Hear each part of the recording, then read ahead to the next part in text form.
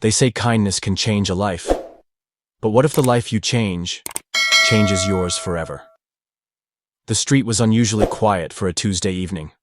Most people had already gone home, curtains drawn, lights dimmed, dinner on the table.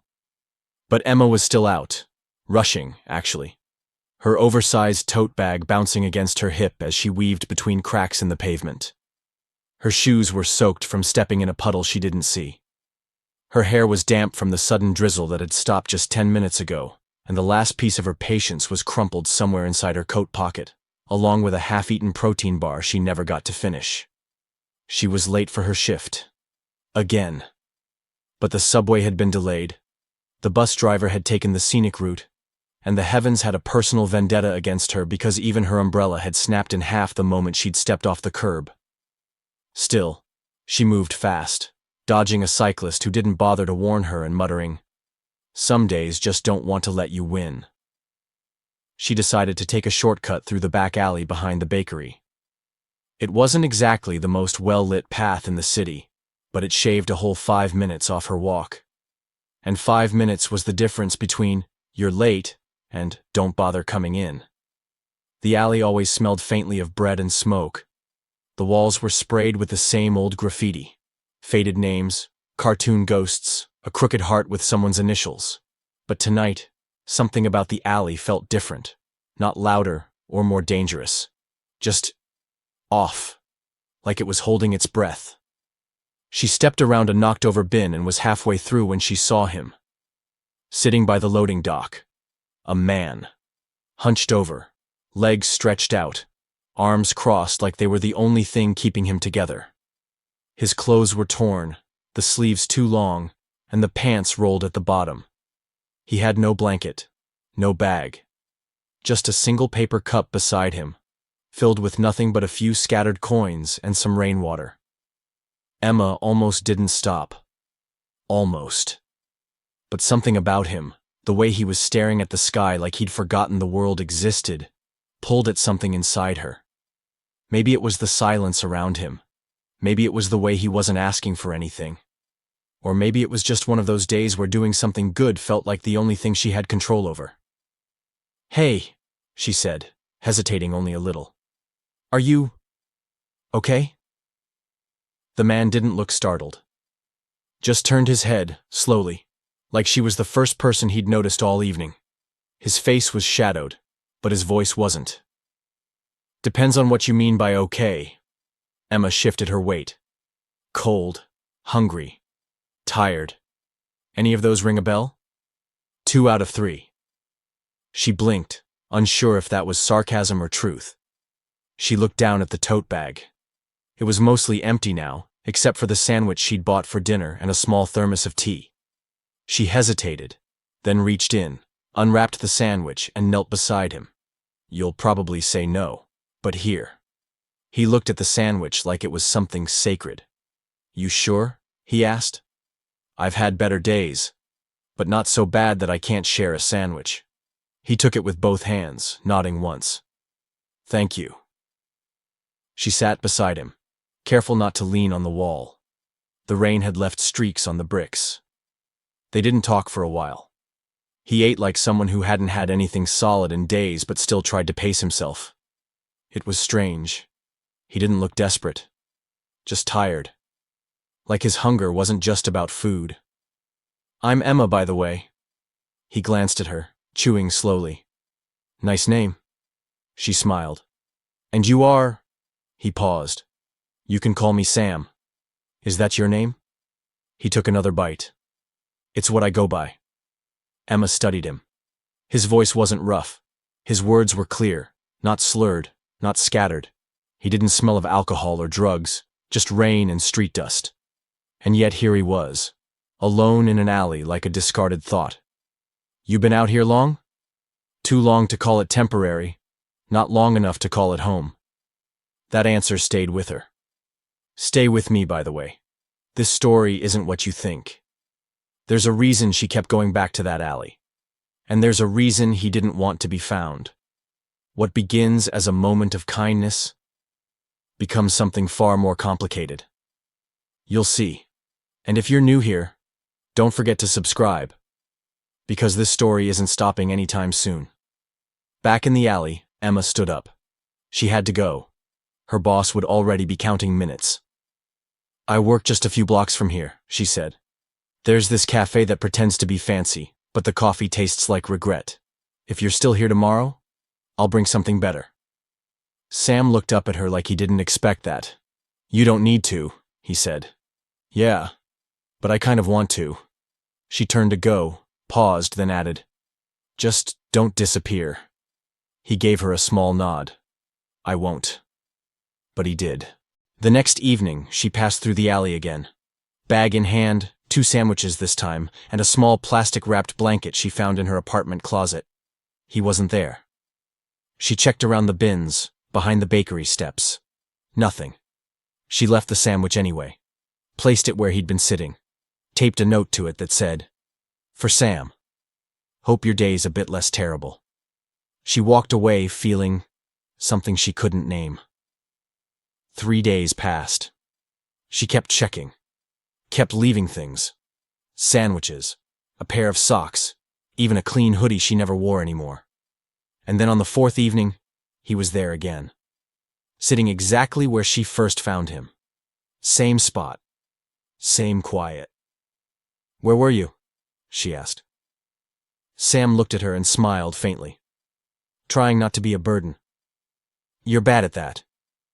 She dropped the bag beside him and pulled out the sandwich. You hungry? Always.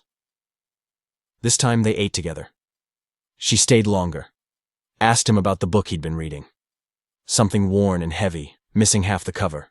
He said, It's about building machines that learn how to think. You read stuff like that? Sam didn't smile this time. Used to live a very different life. She didn't push. But something about the way he said it stayed in her head all night. A week later, he was a fixture in her routine. Work, coffee, Sam. He was always in the alley, and she was always dropping by. Sometimes for 5 minutes, sometimes for an hour. He never told her much. But he listened.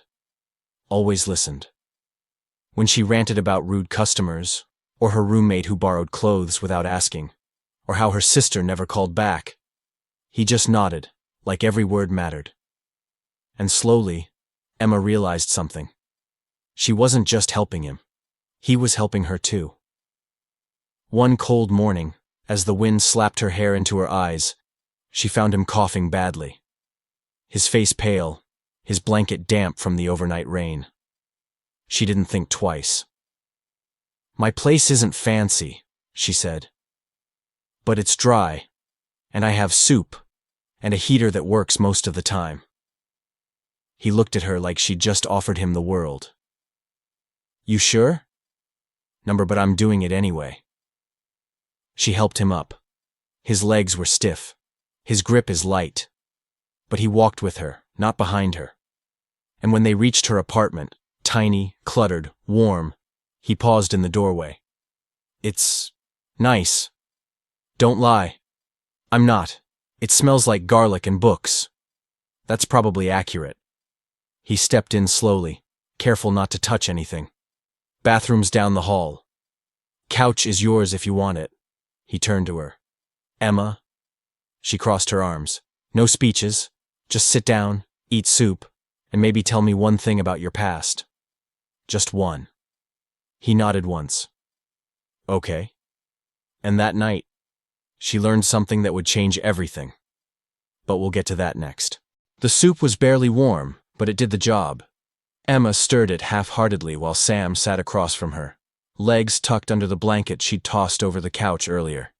He didn't speak for a while, just held the bowl with both hands and looked at it like it might vanish if he blinked too long. She watched him, pretending not to. Her apartment suddenly felt smaller with him in it. Not in a bad way. Just more alive. The silence between them wasn't awkward. It was thick with things unsaid, questions not asked yet, moments she couldn't name. You said you'd tell me one thing, she reminded him gently, as she leaned her shoulder against the kitchen wall. He didn't look up right away. Then he placed the bowl down on the coffee table and rubbed his hands together like he was warming up for something heavier. "All right," he said. "Here's one thing." She leaned in, interested. "I wasn't always Sam." Emma blinked. "What does that mean?" He leaned back into the couch, eyes on the ceiling. "It's just a name I use now, because people don't ask too many questions when you have a forgettable name." "Okay. So what's your real name?" He glanced at her with a faint smile. "That would be a second thing." She huffed. "That's cheating." "I said I'd give you one. I didn't say it'd be useful." Emma rolled her eyes but didn't push. Something told her if she waited long enough, he'd give her more. Some people, she'd learned, needed time. Others needed silence. Sam seemed to need both. He stayed that night. She let him have the couch, gave him a pillow that was more decorative than comfortable, and the fuzzy blanket she used when she watched crime documentaries on weekends. She offered to set an alarm for him in the morning, but he shook his head. "No need," he said. "I don't sleep past sunrise." Emma nodded, then paused at the doorway. "Hey. I don't usually bring strangers home. You know that, right?" Sam's eyes met hers. They were tired but clear. "I know." She wanted to say more, something about how strange it all felt, how right it felt. But instead she just said, "Good night." The next morning she found him in the kitchen, making toast. Well, burning toast. Smoke curled from the edge of the bread like a warning. "You trying to kill my toaster?" she said, grabbing a dish towel to wave the smoke away. "I panicked," he muttered, holding up the now charcoal slice. She burst out laughing. "You panic over toast, but not living in an alley?" Different kind of pressure. He tossed the ruined bread in the bin and shrugged. "I'll buy you a new loaf." Emma stared at him. "With what money?" He hesitated. "That's fair." That became a thing between them. Sam staying, quietly becoming part of her space. He never overstayed his welcome, never made assumptions. He helped with the dishes, refilled the water filter, and even figured out how to fix the leaky faucet in the bathroom with a wrench she didn't know she owned. And every day, he gave her a little more. Not just chores, bits of himself. A sentence here, a memory there, a joke about how he used to drink 5 cups of coffee a day in a life he never fully explained. One evening, as they sat watching reruns of an old cooking show, Emma finally asked him what had been building in her mind for days. "Were you rich?" Sam blinked. "That's a jump." "I mean it," she said. "You don't talk like someone who's lived on the streets his whole life." He looked at her, quiet for a second. "I wasn't rich," he said slowly. "But I was in charge of something important." Emma leaned in. "Like what?" "I can't tell you yet." "Why not?" "Because I'm not sure if that part of me still exists. And if it doesn't, what does it matter?" His voice wasn't defensive, just tired. Emma didn't reply right away. She just nodded and picked up the remote. "Okay, let me know when you're ready." Sam looked at her like that meant more than it sounded. Because it did. That night, when she was brushing her teeth, she noticed something strange. Her laptop was open. She hadn't left it that way, and the screen showed a file she didn't recognize. She clicked it. It was her resume, edited, cleaned, rearranged, and somehow better. Sam was sitting on the couch, flipping through a paperback she didn't remember owning. "You opened my laptop," she said, toothbrush still in hand. He looked up. "I was going to ask. I just saw the tab was open and started tweaking things.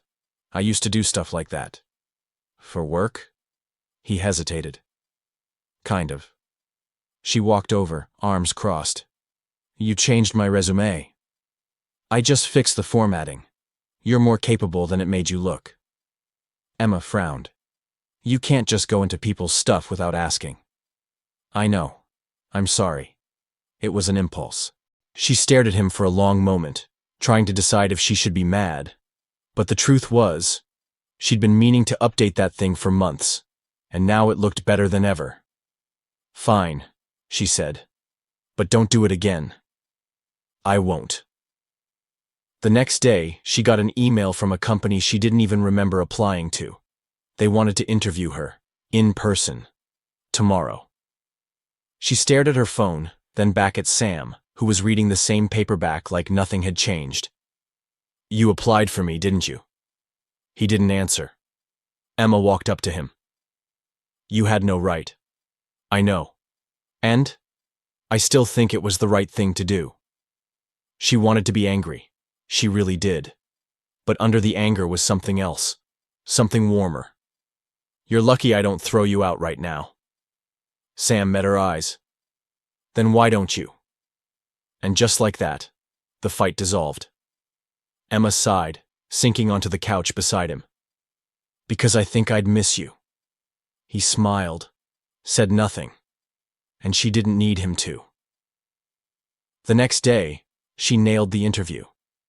By the time she got home, Sam had cleaned the entire apartment, vacuumed, wiped down the counters, and even arranged her bookshelf in a way that made sense. "You did all this?" she asked, wide-eyed. "I had time." Emma looked around. Everything felt better, brighter, warmer. She opened the fridge and found it stocked with groceries she hadn't bought. "How did you—" Sam shrugged. "I have a few contacts." Emma raised an eyebrow. "Sam, are you secretly a spy?" He chuckled. "Not quite." That night, as she drifted off to sleep, she heard him moving in the living room. Something quiet. Paper, maybe. She got up, tiptoed over, and saw him staring at an old folded photo. It showed him in a suit, hair neat, smile faintly, standing in front of a building with glass walls and a big silver logo behind him. Emma's breath caught. "That's you." Sam turned. "Used to be." "You were in charge of a company?" He looked down at the photo. "Yeah." Emma walked closer. "Why didn't you tell me?" "Because I didn't want to be that person again." "You're still him." "No, I'm not." "Then who are you?" He looked at her, and for the first time since she met him, something cracked in his voice. "I don't know anymore." Emma sat down beside him, quiet for a while. "You don't have to be who you were, but you're allowed to figure out who you want to be." He didn't reply, but he didn't pull away either. The next few days passed like a strange dream. Emma worked in her new job. Sam stayed at her apartment. He cooked, fixed things, read everything on her shelves. Sometimes he disappeared for an hour or two, and she didn't ask where. Not yet. But then came the moment that shattered the calm. She was scrolling through news headlines on her break when she saw it. A story dated 3 months ago. Tech CEO missing after mysterious disappearance. Public believes he's dead. And there it was. His face. Not the same. Cleaner. Shaved. Wearing a suit and a watch, and that same faint smile. Emma froze. When she got home that night, Sam was sitting on the couch, flipping through a notebook. She didn't say anything at first. Then she walked over and dropped the article in his lap. "You lied." He looked at it, then at her. "I didn't know how to tell you. You said your name was Sam." "It's not. My name is Noah." Emma stepped back. "You're Noah Graves, the missing CEO of Chiron Technologies. Everyone thought you were dead. I almost was. Why? Why disappear? Why lie to everyone?" "Noah. Sam." Noah ran a hand through his hair. "Because I trusted the wrong people. I handed over my company to someone I thought was a friend, and he destroyed everything. And hiding was the answer? For a while, it felt like the only one." Emma stared at him. Her heart was pounding, but she kept her voice even. "I took you in. I fed you. Let you into my home. I know. You made me believe you were just lost." "I was." She didn't know what to say. Her world was tilting. Noah stood, stepping closer. "I didn't expect to meet you. I didn't plan this. But you reminded me of who I used to be." Who could I be? Emma shook her head, unsure if she believed him. I need time, she said. I'll give you all the time you need. But time wasn't what came next. What came next was something much bigger, and neither of them saw it coming. The silence after his confession didn't just sit in the room, it stretched between them like glass, thin, invisible, and sharp. Emma didn't know how to talk to him now, didn't even know which name to call him. The man she had cooked for, laughed with, and trusted with her spare keys was not just some quiet stranger from the alley. He was Noah Graves, a name plastered across business articles, tech blogs, and now missing person reports. The kind of name people whispered about when talking about power or scandal or both. And yet, he was also the man who had burned her toast and rearranged her books and remembered how she liked her coffee. She sat on the edge of the bed that night, staring at her hands while the living room stayed dark and quiet. He didn't come in to explain more. Maybe he knew explanations wouldn't help, yet. Maybe he knew that even honesty has its limits when it arrives too late. In the morning, he was gone. Not a note, not a message, just gone. She checked her phone, her front door lock, and her fridge. Everything untouched. His bag, the one he kept by the couch, was missing. Emma stared at the spot where he used to sit, and for a second, it felt like she had made the entire thing up. A figment. A man who wasn't real. But she knew he was. She had felt it. The truth about him. The parts that couldn't be faked. That night, she opened her laptop and searched his name again. Article after article popped up. Most were theories. Billionaire vanishes after company power shift.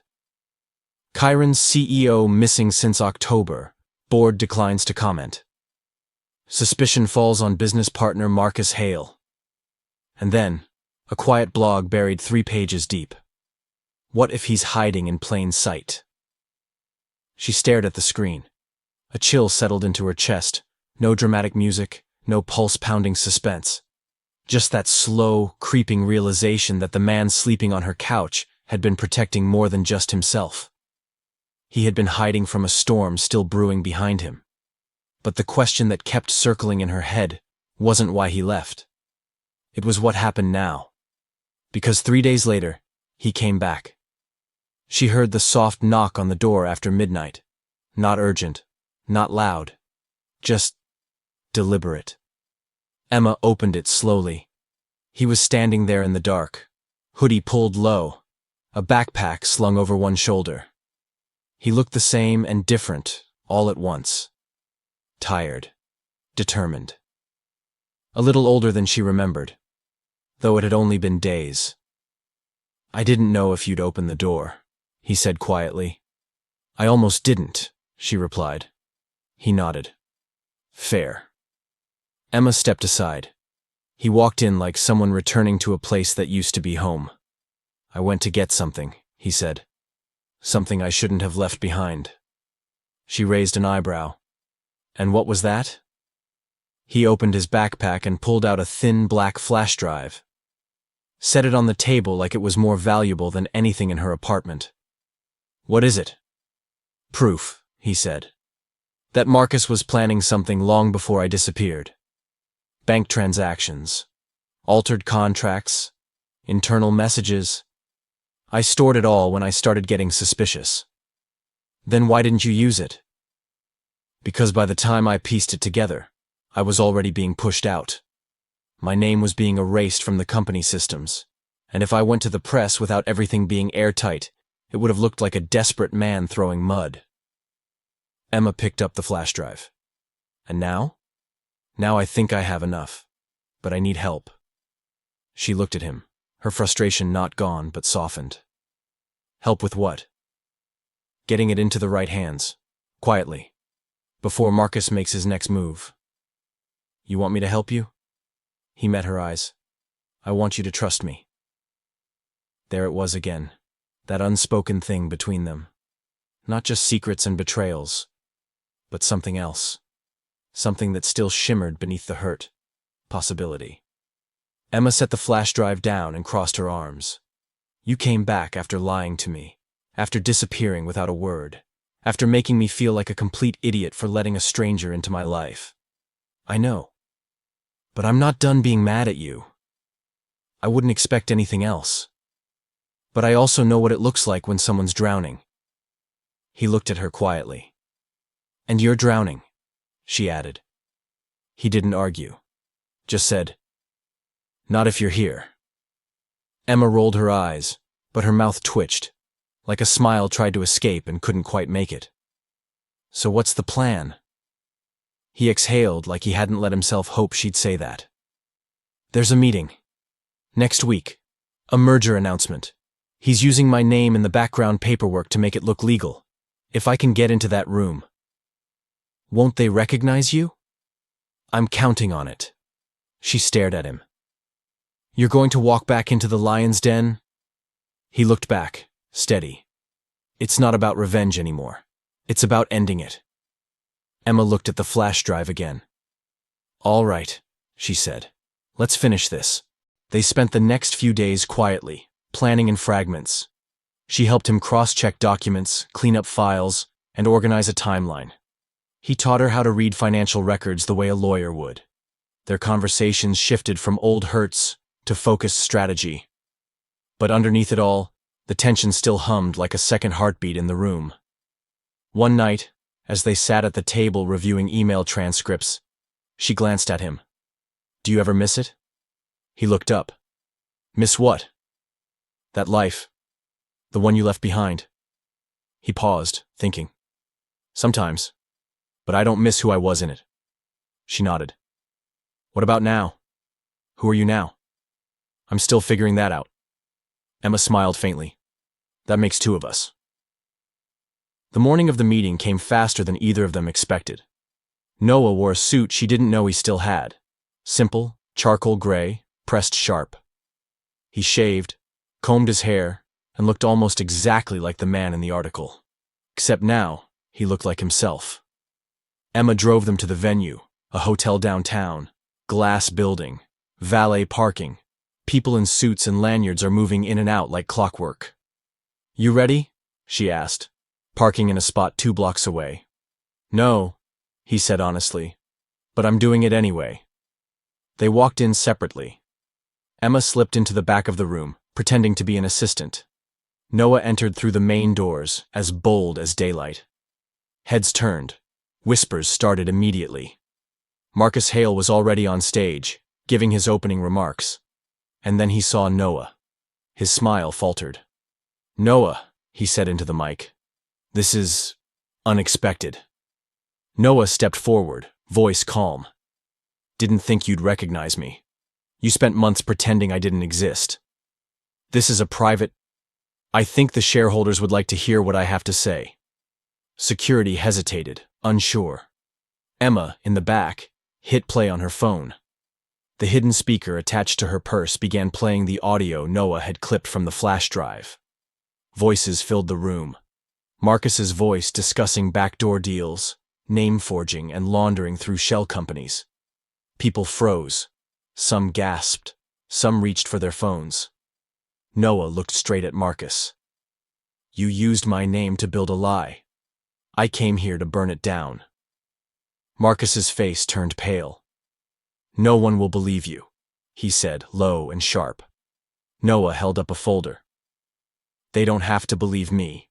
Just the evidence. That's when 2 plainclothes officers entered the room, moving toward the front. Emma stood quietly as the chaos unfolded, heart steady, eyes locked on Noah as the man who had once been buried by silence finally found his voice again. Later that night, they sat on her balcony. Quiet. No news playing. No phones buzzing. Just stars, dim city lights, and the sound of 2 people who had survived something. He looked at her. Thank you. Emma leaned her head against the railing. Don't thank me yet. We still have to deal with what comes next. What if what comes next is quiet? I wouldn't hate that.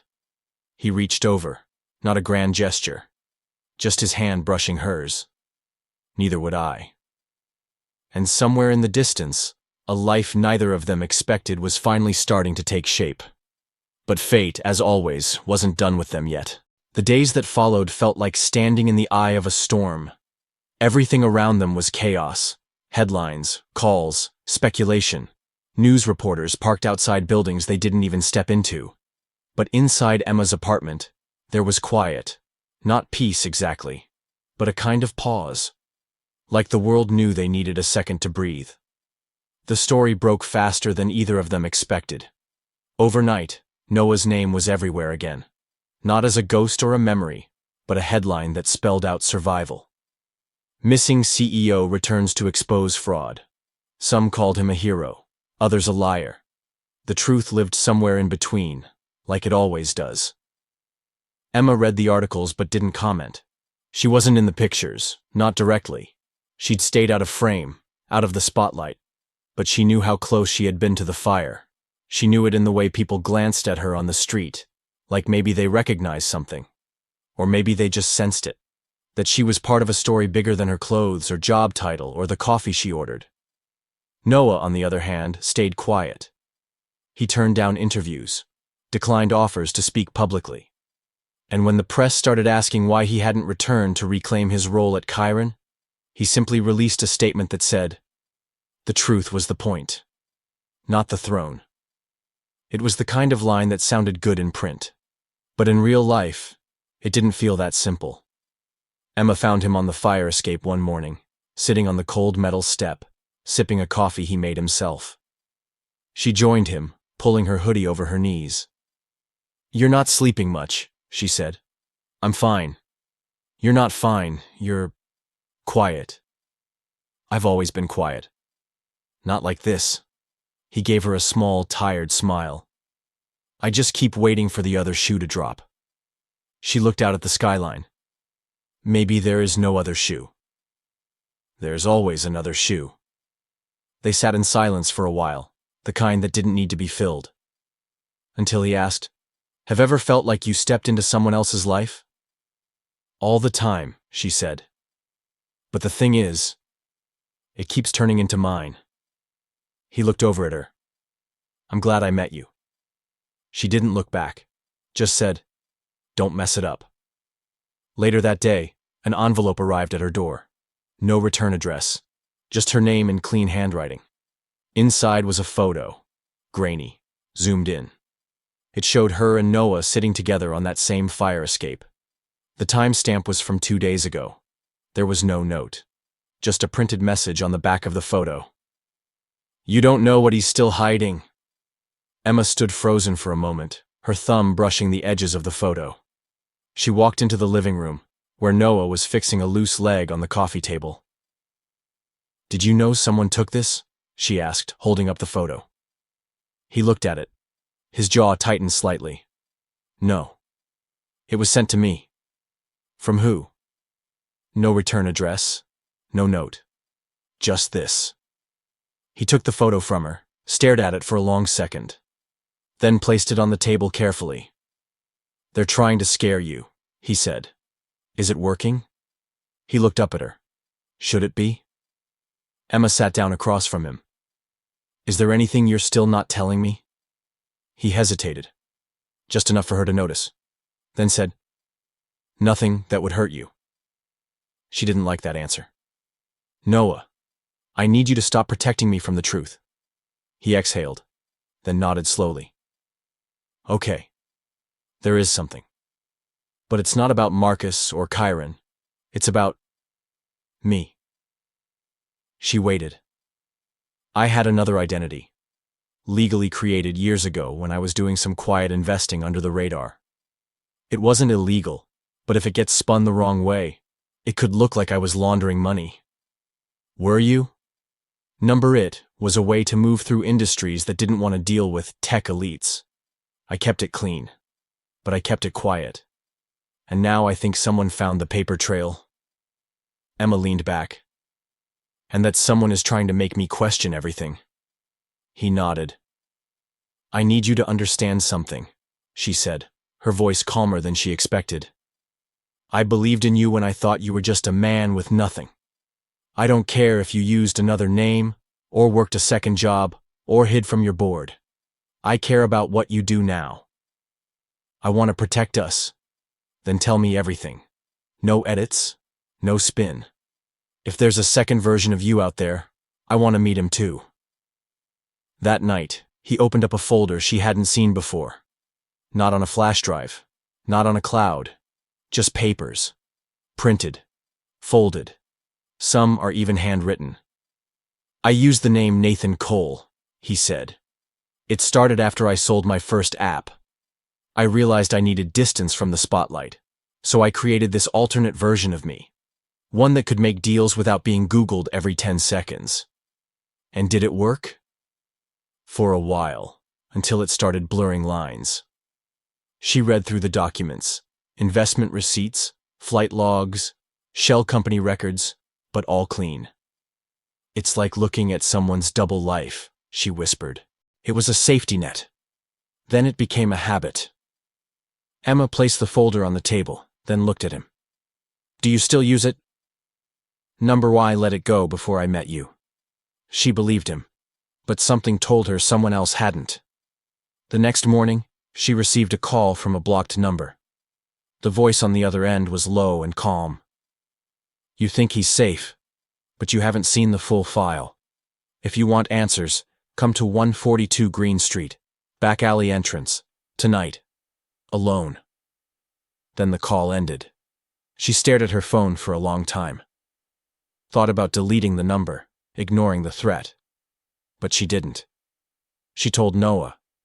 Of course she did. He told her not to go, which is exactly why she did. Because some truths have to be looked in the eye before they can be laid to rest. That night, she stepped through the alley. Found the door. Found the man in a dark jacket, eyes hidden by the brim of a cap. He handed her a USB drive. No strings. Just information. She took it. When she got home, she plugged it into her laptop. Inside was a folder. Dozens of photos. Transaction summaries. Records from accounts tied to Nathan Cole. One showed a transfer that didn't match anything Noah had told her. A name she didn't recognize. A location overseas. She waited for him to get home, then showed him everything. His face changed. Not with guilt, but with something like regret. That account wasn't mine. I sold it. A long time ago. Before I disappeared. To whom? To someone I trusted. And now? Now I think they're trying to burn me down before I get a chance to rebuild. Emma stared at him. You're saying you gave someone access to a name they've been using to destroy your credibility? I'm saying I made a mistake. One that might cost me everything. And for the first time since he stepped back into her life, he looked like a man who wasn't sure how to fix what was breaking around him. Emma sat beside him. Quiet. Then we fix it together.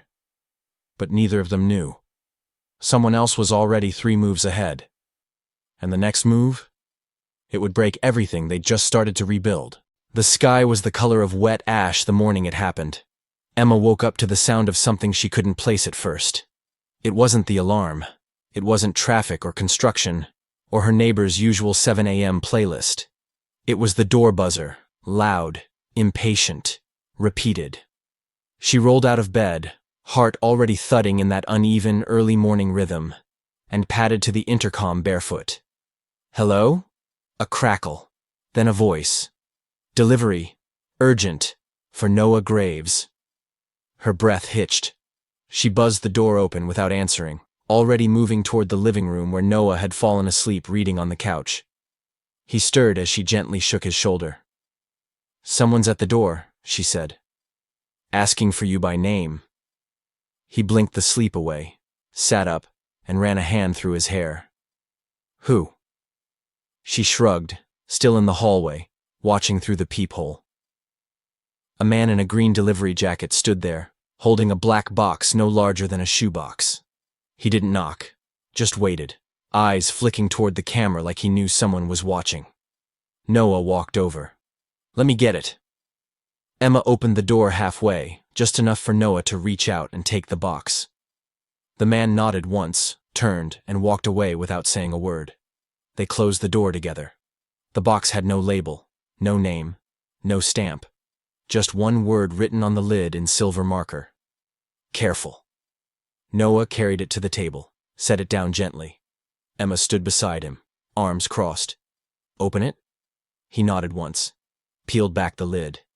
Inside was a photograph. Not printed on paper, framed, glossy, expensive. It showed Noah, younger, different haircut, sharper suit, standing next to Marcus Hale, both smiling.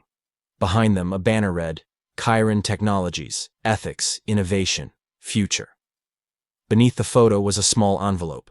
Inside it, a flash drive. No note. Noah stared at the picture for a long moment before speaking. That was the night we signed the first expansion deal. Marcus made a toast, said we were going to change the world. Emma watched his face, careful not to interrupt. He plugged the drive into his laptop. 2 files, 1 audio, 1 document. He clicked the audio. Marcus's voice came through, low and unmistakable. Noah's always been smart, but he's too clean. That's his weakness. He doesn't play dirty. Doesn't have the stomach for what it takes. Another voice responded, grainy, but clear. So we're moving forward without him? We already have. The moment he disappeared, he gave up the right to this company. The audio clicked off. Emma glanced at Noah. His hands were steady, but his jaw was tight. He opened the second file. A contract, dated 6 months ago, with Noah's name signed at the bottom. Only it wasn't his signature. It was forged. Perfectly. That's the merger agreement, he said. They signed it without me. Used a copy of my name from old templates. The signature, it's close, but it's not mine. Emma leaned closer. So this is what they'll use to make it all look legitimate? He nodded. It's proof of intent. They're building a legal story where I stepped away voluntarily, like I handed over the keys. But you didn't. Number I just disappeared. And that silence, it gave them space. Emma sat down. So why send you this now? He shook his head. Maybe to rattle me. Maybe to warn me off. Or maybe someone inside wants this to stop too. She stared at the box again. Or maybe it's a trap. That night, she couldn't sleep. Neither could he. They sat on the couch together, knees nearly touching, the city lights casting a slow glow across the room. I keep wondering, Emma said softly. What would have happened if I never walked through that alley? He looked at her, the question sinking in. You'd be safer. I don't mean that. She glanced at him. I mean, would you have come back? Faced any of this? Noah didn't answer right away. Then, probably not. Emma nodded, not hurt by the answer. Just quiet. So what now? She asked. I go to the board, he said. I ask for an independent audit, internal review, bring everything, the real signatures, the forged ones, the voice recordings. They'll try to bury it. Maybe, but I have one advantage now. She raised a brow. Which is? They think I'm still running. They don't expect me to walk through the front door. He left early the next morning. Suit pressed. Flash drive in pocket. Document secured. Emma watched him from the window until he disappeared into the flow of the city. She didn't hear from him for hours. At noon, a call came from a blocked number. She answered quickly. Hello? But it wasn't Noah. It was a voice she didn't recognize. Female. Calm.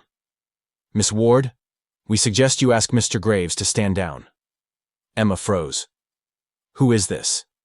We're not enemies, yet. But you're close to being collateral. The line went dead. Emma stood still for a long minute, then grabbed her coat. She went straight to Chiron. Security didn't want to let her in at first. But she gave her name. Said she was here for Noah Graves. A man at the front desk made a call. Then a woman in a gray blazer came down and led her upstairs. You're lucky, the woman said. He was just about to leave. Emma was taken to a glass-walled conference room. Noah stood by the window, back straight, arms crossed, He turned when he saw her. "You shouldn't be here," he said. "You got a call, didn't you?" He nodded. "Someone threatened you?" She walked over to him. "I'm not going anywhere." He looked like he wanted to argue, but instead, he handed her a copy of a report. "They're folding." The board agreed to a preliminary review. One of the directors, Marta, she admitted she always suspected Marcus. "She's the one who sent the photo, the flash drive, all of it." Emma blinked. "Wait, she's on your side?" "She was his ally once. Now she's tired of being used." "And what happens next?" "We get the review, then the press, then maybe, just maybe, justice." He walked her to the elevator. Before she stepped in, she said, "They're still watching. They know about me." "I know." She looked up at him. "You sure you want me part of this?" He didn't hesitate. "I don't want you part of it. I need you part of it." She smiled faintly. "That's the first time you've said anything selfish." He grinned. Felt good. But the moment the elevator doors closed, his phone buzzed. An unknown number. He picked up. "Noah Graves?" "Yes." "Don't celebrate yet." Click. That night, he didn't come home. Emma waited until midnight, called twice. No answer. By 1 a.m., she had the news on, refreshing headlines, texting a friend who knew someone at Chiron. Nothing. By 2 a.m., she found an email in her inbox. No subject, no sender, just one line. "You trusted the wrong one again." Attached was a photo. Noah, in the back of a black car, head tilted, unconscious. Emma covered her mouth. But she didn't cry. She stood up, grabbed her bag, and started planning. Because if they thought they could scare her out of this, they had no idea who they were dealing with now. Emma didn't sleep that night. She didn't cry either. The fear had come fast and sharp, but it dissolved into something colder, focused. The photo was still open on her laptop. Noah, slumped in the back seat of a black sedan, the window slightly cracked, his face half in shadow. She zoomed in. There was a reflection in the glass, just faint enough to be missed at first glance. The side of a building, maybe an address. A faded number near a streetlight. She opened every map tool she could think of, cross-referenced every corner in the city with numbers starting in 821, and after almost an hour of searching, found it. 821 Ledger Street. An old industrial block that used to house packaging companies, but had been mostly abandoned after the pandemic. Perfect place for someone to disappear. She called the police first, filed a report. Discreet. She didn't say who he was, just said her friend hadn't come home and she had reason to believe something was wrong. The dispatcher took her information, said they'd follow up. But she didn't wait. She packed a flashlight, a portable charger, pepper spray, and, though she knew it sounded ridiculous, a kitchen knife wrapped in a dish towel. Then she grabbed her phone, the picture, and a pair of boots she could run in. It was after 3 a.m. when she got to the area. The streetlights flickered, and the roads were slick from the late rain. Ledger Street was dead silent. Just warehouses and rusted gates. No cameras, no traffic. The kind of street that swallowed sound. She walked slowly, scanning the buildings. Most had windows busted out or were boarded up. But one still had lights inside. Diamond Soins yellowish, and a black car parked just around the back. Her breath caught. She stayed low, crept around the edge of the lot, ducked beside a stack of wooden crates. From here, she could see through a slit in the warehouse door. A man stood with his back to her. Broad-shouldered, suit jacket slightly wrinkled. Not Noah, but across the room, tied to a chair, head down, barely conscious, was him. Noah. She almost ran in right then, almost shouted his name, but something stopped her. The calmness of the man in the suit, the way he paced. This wasn't chaos. This was control. She pulled out her phone and hit record, holding it close to the crack in the wall. "He had a chance to stay gone," the man was saying. His voice was low, sharp, practiced. But no, he had to come back, drag it all into the light, Make heroes out of liars. Another man chuckled. Guess he thought people would care about truth. They only care when it costs them nothing. We'll give them a cleaner version, a suicide, maybe a relapse, something tragic, something believable. Emma's hands clenched. She kept recording, careful not to breathe too loudly. Wrap it up before sunrise, the man said. Make sure the papers are found. The fake account, the pills, and for God's sake, burn the originals. Footsteps. The sound of someone picking up metal. The soft clink of cuffs. Emma backed away, slowly, then turned and ran. Not toward her car. She didn't have time. She needed help. And she needed it now. She ducked into a nearby bodega. The owner, an older man who looked half asleep behind the counter, blinked at her. I need your help, she said, breathless. There's a man being held just down the block. I have it on video, please. Call the police. He hesitated for half a second too long. Emma pulled up the video, held it out. Look at his face. Look at him. He's the man from the news. He's alive. That got his attention. He grabbed the phone, dialed, gave the address, repeated her words almost exactly. They're sending someone, he said. 3 minutes. Emma nodded. Can I borrow your back door? He stared at her. Please. I can't let them move him before they get here. The man hesitated, then pointed. Down the hall. 3rd door. She didn't wait for more. She took off through the back, sprinting down the alley, looping around to the warehouse again. The car was still there. Good. That meant they hadn't moved him yet. She crept in through a side door that was slightly ajar. The warehouse was dim, the air heavy with dust and something chemical. She stayed low behind a shelf stacked with rusted paint cans. From here, she could hear them talking. Then she heard something else. Sirens. Faint. Distant. But coming fast. The man in the suit cursed. Get the files. Now we're out. One of the others moved toward Noah. Emma didn't think. She just moved. She grabbed the nearest thing, a wrench left on the floor, and hurled it across the warehouse. It clanged against the far wall, loud and sharp. Over there! Someone shouted. They ran toward the sound. Emma slipped from her spot and rushed to Noah. He was conscious. Barely. His lips were cracked. There was blood at the corner of his mouth. But when he saw her, his eyes flickered alive. Emma, he croaked. Shh. She crouched down, began working on the zip ties with the small blade she had tucked in her boot. I got you.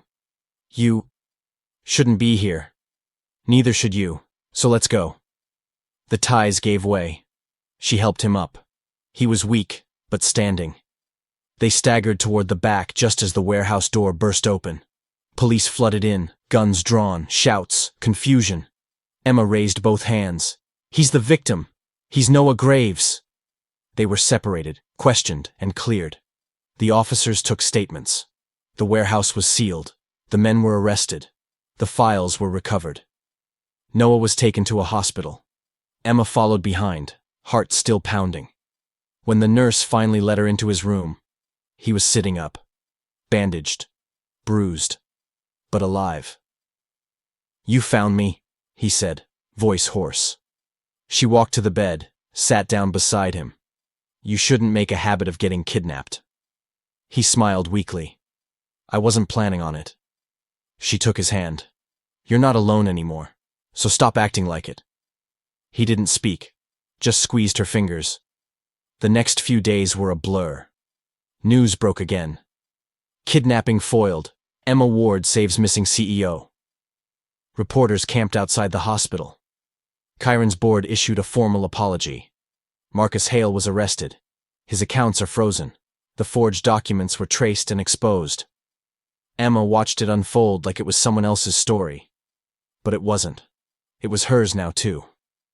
The night before Noah was discharged, she sat beside his bed, legs curled under her, head resting lightly on his arm. You were right, he said softly. About what? I didn't need a throne. She looked up at him. I just needed a place to come home to. And for the first time in weeks, she smiled. Not because the danger had passed, but because she knew, no matter what came next, she wouldn't be facing it alone. But outside the hospital room, in the dark hallway where no one was watching, a phone vibrated. A message lit up on the screen. Phase 1 complete. Watch the girl. She knows more than she thinks. 3 weeks passed. Long enough for the news cycle to shift, for headlines to fade, for the world to move on from a billionaire's return and a near murder story that almost wasn't. But inside Emma's apartment, the air still held fragments of it all. The tension, the quiet bruises of what they'd survived, the questions that hadn't stopped coming. Noah was healing. Slowly. His ribs still ached when he laughed, and the bruises under his eyes had faded to a pale yellow, like the last stains of a storm. But it wasn't the pain in his body that lingered. It was something deeper. Emma saw it in the way he stared at the wall when he thought she wasn't watching, in how he double-checked the locks at night. He flinched whenever his phone buzzed. He was still afraid. And so was she. But she had gotten good at pretending she wasn't. She made coffee every morning. Same way, same cup. She brought him soup on the couch and made him change the password on his email twice. She talked about going back to work. Maybe not full-time, but enough to feel normal again. And he listened. He smiled. He tried. But something was wrong. She felt it in her stomach. A quiet knot that refused to untangle. It started with a text she didn't recognize. Still watching?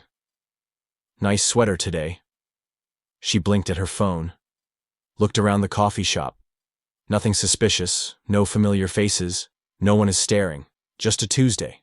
Just noise and caffeine. She deleted the message. Didn't tell Noah. Then came the package. No return address. Just a small velvet box sitting on her doorstep. Inside, a silver bracelet. Delicate, beautiful, and engraved inside. One step closer. Emma's chest went cold. She placed the box on the counter and stared at it for a long time. Later that night, after Noah fell asleep on the couch again, she opened his old files. The ones from the Nathan Cole identity. She'd read them before, but now she studied them. Studied them. She made notes. Circled things. Traced connections that hadn't meant anything before. One name came up again and again. Ellis Vale. Listed on several transfers. Once signed as a witness. A quiet signature in the background of Noah's fake life. She searched the name. Almost nothing. No social media. No company listings. Just a single article from 2 years ago. A finance piece about foreign shell corporations. The line read, Ellis Vale, a known fixer in the shadows of corporate laundering, has never been photographed and has never testified in court. Emma sat back, the glow of the screen sharp against her eyes. She finally told Noah the next morning. I think we're missing someone, she said. Someone who's still playing this game, even after Marcus went down. He looked at her, slowly lowering his coffee cup. What do you mean? She slid the laptop toward him. Ellis Vale, you've seen the name, right? He frowned. Yeah. He worked in the background during a few of the old deals. A name I assumed was fake. I never met him directly. Emma leaned forward. I think he's the one who sent that text. The package. He wants us to know he's still here. Noah's jaw tightened. What does he want? He asked. Emma didn't answer right away. She wasn't sure. Power? Silence? Or maybe just control over a story that refused to end. Later that week, another email came through. From a burner account. Just one sentence. She's smarter than you. That's why she'll be the one to fall. Noah read it. His hands trembled. I'll find him, he said. But Emma grabbed his wrist. Not alone. The next day she went back to Chiron. Not to ask for anything. To dig. She met with Marta, the board member who had helped leak the first documents. Marta looked older than Emma remembered. Her hair pinned back, her suit charcoal gray, her expression tired but sharp. "You're brave for coming back here," Marta said, pouring them both coffee in her private office. "I'm not brave," Emma replied. "Just stubborn." Marta smirked. "That's almost the same thing." Emma pulled out her notes. "Do you know the name Ellis Vale?" Marta's face shifted subtly, a flicker of discomfort. "I've heard it." "What do you know?" "Very little. Just that he's not a man you try to find. If he wants something from you, he makes himself known. If he doesn't, you'll never see him coming." Emma stared at her. Why was his name on Noah's papers? Marta sipped her coffee. Because Marcus needed someone who could rewrite a narrative. Someone who knew how to disappear money, people, and names. Ellis is a ghost in a world of fingerprints. Emma leaned back. "He's not just a fixer. He's pulling the strings now." Marta hesitated. Then said something Emma didn't expect was said. "He used to be Noah's ally." Emma froze. "What?" Marta nodded. "Before the fall, when Noah was still rising, he leaned on Ellis to make things move faster. He wasn't always as clean as you think." Emma's chest tightened. "You're lying." "I'm not. I'm just telling you the truth Noah's too ashamed to say out loud." Emma stood. "I need to go." Marta's voice stopped her. "Be careful who you protect, Emma. Sometimes the people who seem like survivors are just very good at hiding what they broke." She didn't answer, just walked out. Back home, Noah was reading. He looked up when she walked in. "You okay?" he asked. She didn't reply at first. Then, "Why didn't you tell me about Ellis?" He closed the book slowly. "Because I thought that part of my past was over." "Was he your ally?" Noah looked away. "He was a resource, that's all." "Did you help him hurt people?" "No." Emma stared at him. "Did you help him hide what he did?" Noah's face was still. His voice was quiet. "I looked the other way. Once. Maybe twice." Emma sat down, the room feeling colder. "I need to know who you were, Noah. All of it. Not the broken version, not the cleaned up one.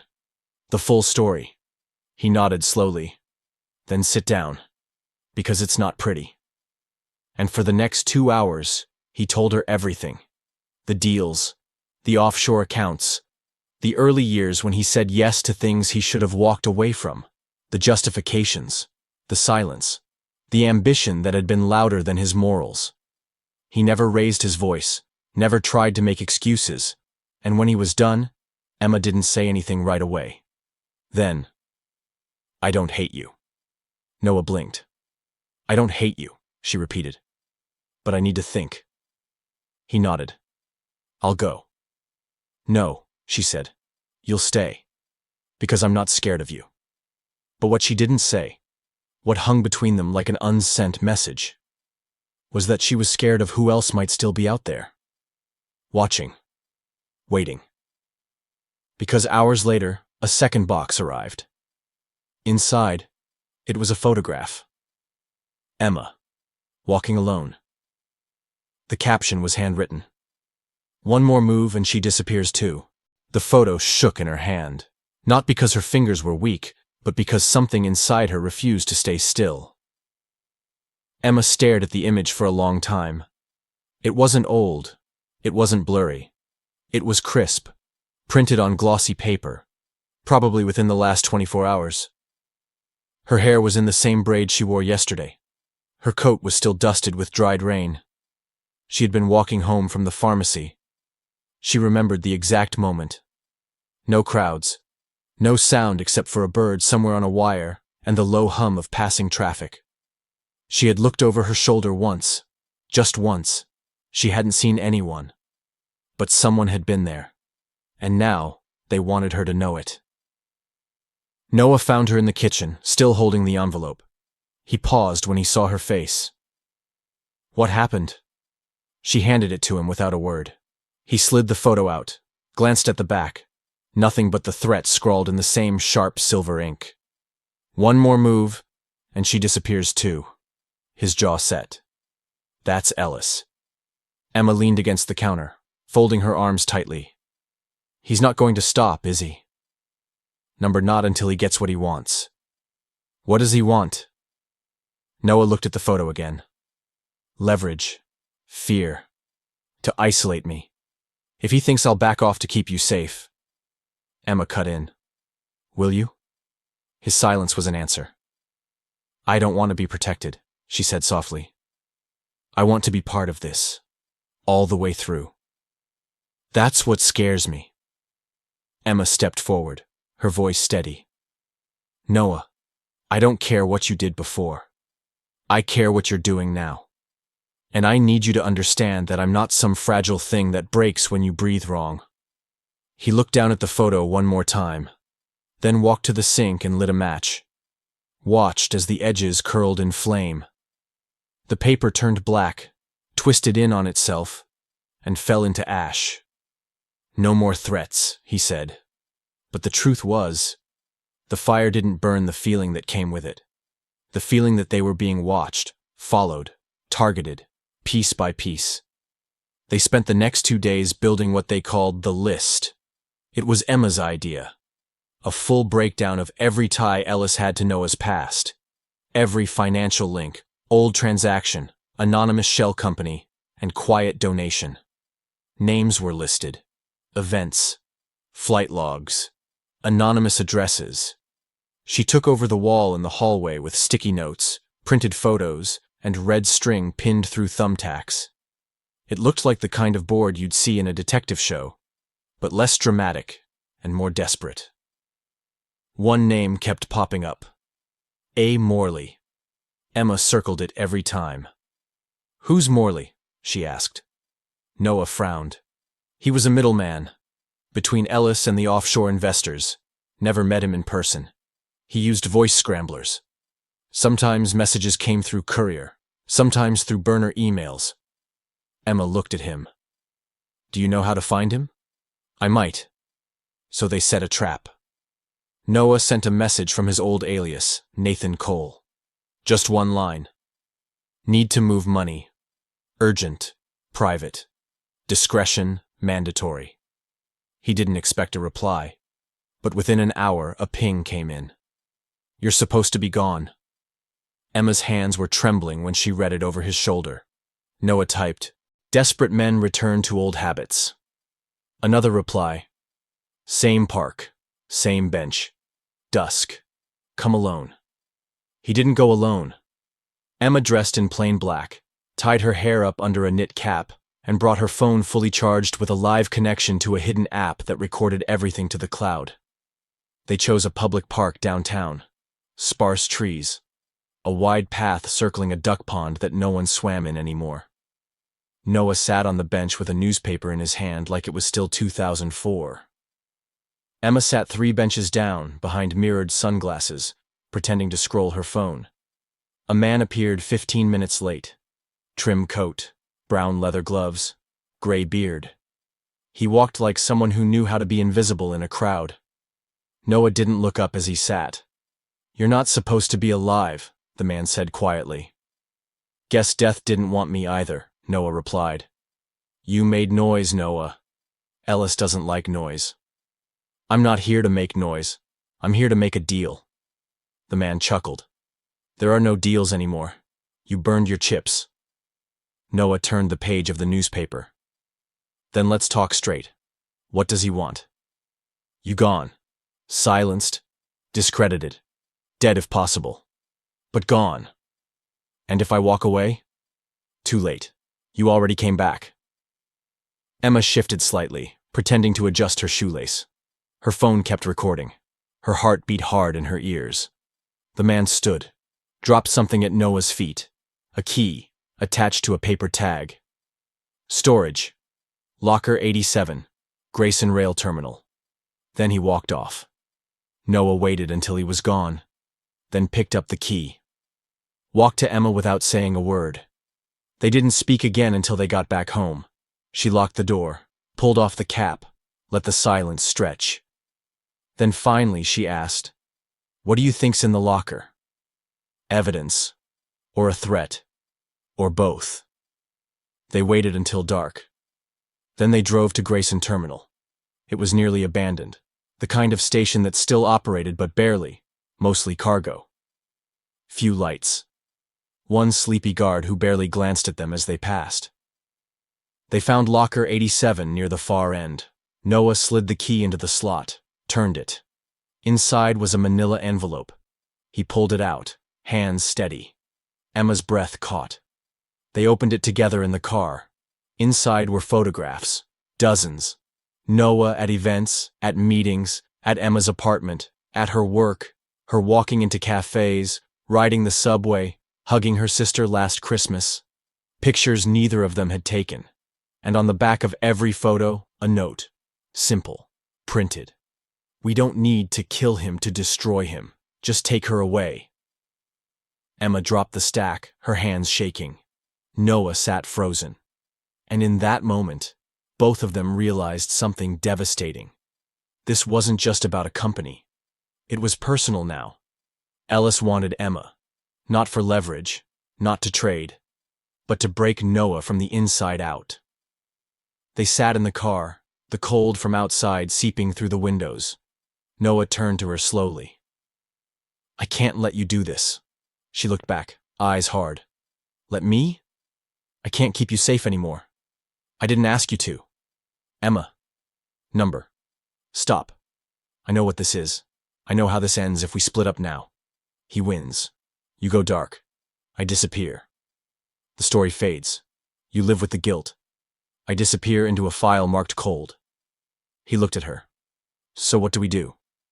She leaned forward. We don't run. We don't hide. We fight back. Noah exhaled slowly. Together. Always. The car stayed still for a long time. Then the engine started. Because they weren't done yet. But neither was Ellis. And the next move wouldn't just change the story. It would destroy their only chance at walking away clean. The photographs were spread across the kitchen table like evidence in a trial no one had agreed to attend. Emma had stared at them for hours, not because she needed to see more, but because she couldn't look away. Her life was in them. Not the one from the past, not birthdays or family trips or the little wins that got posted online, but the pieces she never thought anyone else would see. Her buying toothpaste at 11 p.m., her walking home in the rain with one hand shielding her head, her locking the door and thinking for a moment that she was safe.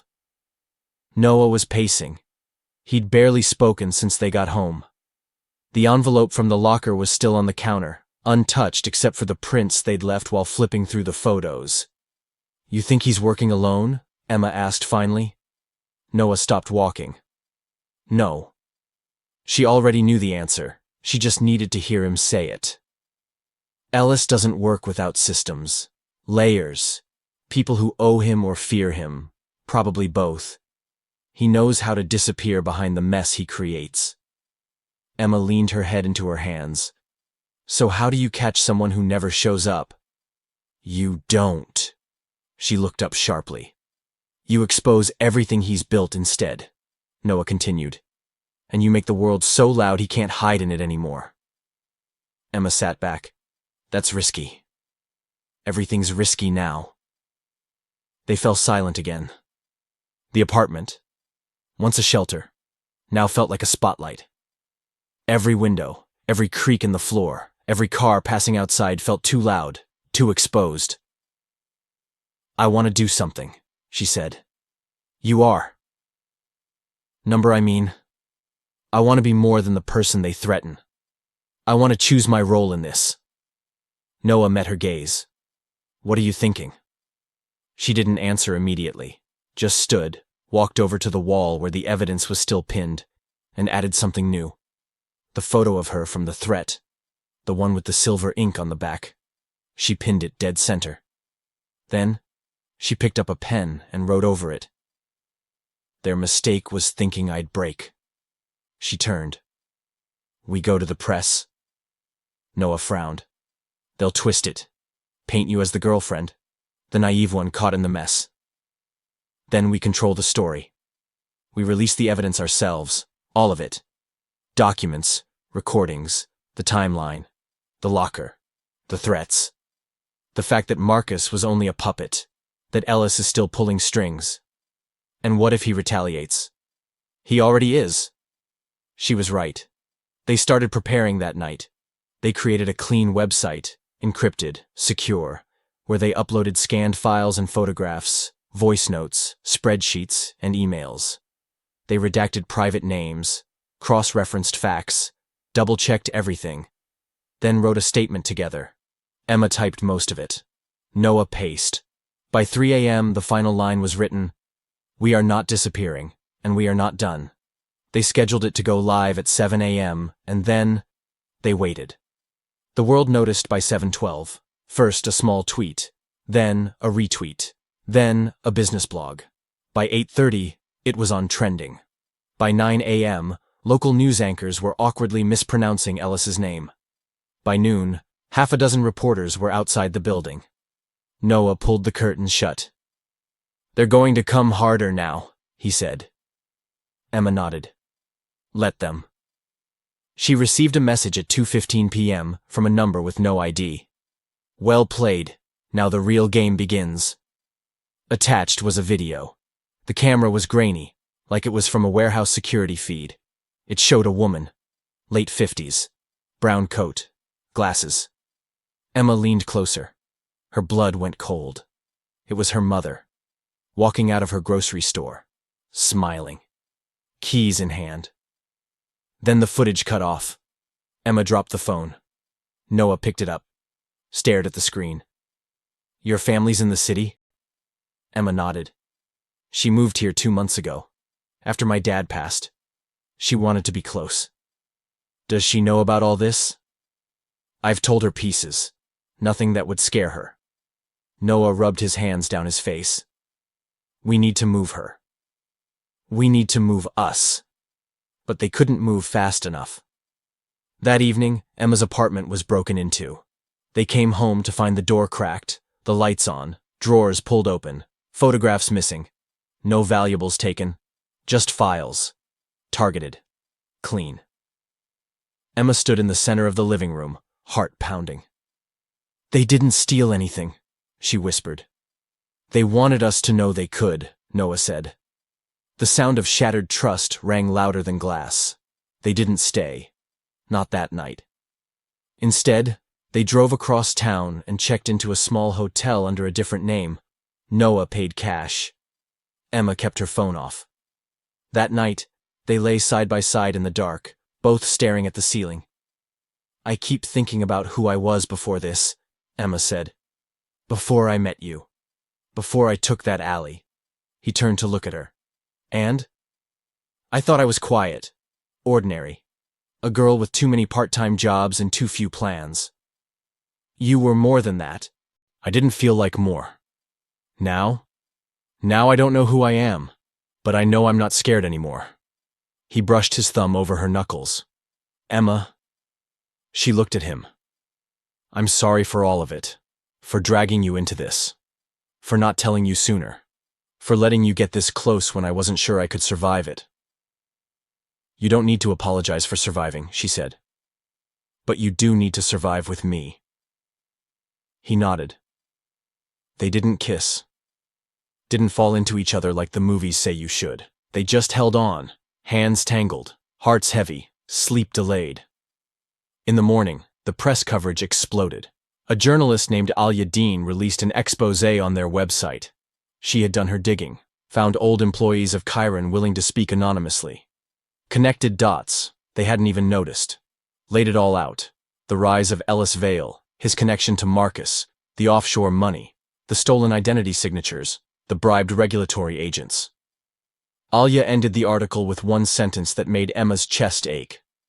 "Noah Graves disappeared because they made him vanish. But he came back because someone reminded him he was still real." The quote spread fast, faster than they expected. Emma's inbox flooded. Messages from people saying they'd seen too much, heard too much, been silent for too long. A momentum had started.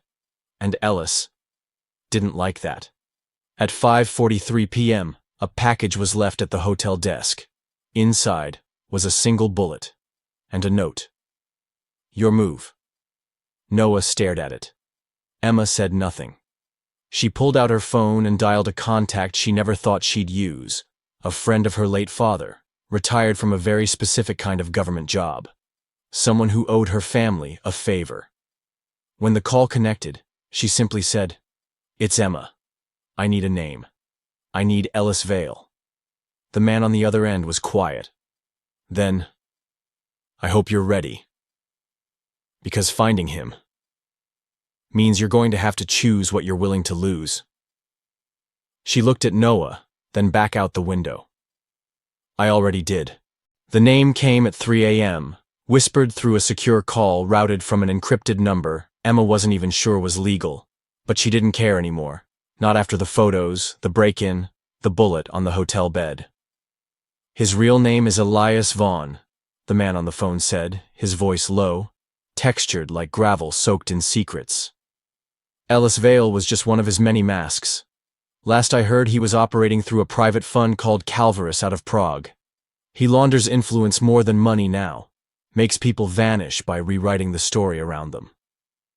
Emma sat at the desk in the dark, phone pressed against her cheek, her other hand scribbling the name, the word Prague, underlining it twice like it meant something holy. "How do I find him?" she asked, keeping her voice steady even though her whole body felt like it was humming with static. "You don't," the voice replied. "You make him come to you." The line went dead. Behind her, Noah shifted on the hotel bed, the blanket half pulled over him, his face resting in that quiet space between sleep and stress. She watched him for a long moment, then stood and went to the window, pulled back the curtain just enough to see the faint pink bleeding into the sky. Morning was creeping in. So was the end of all this.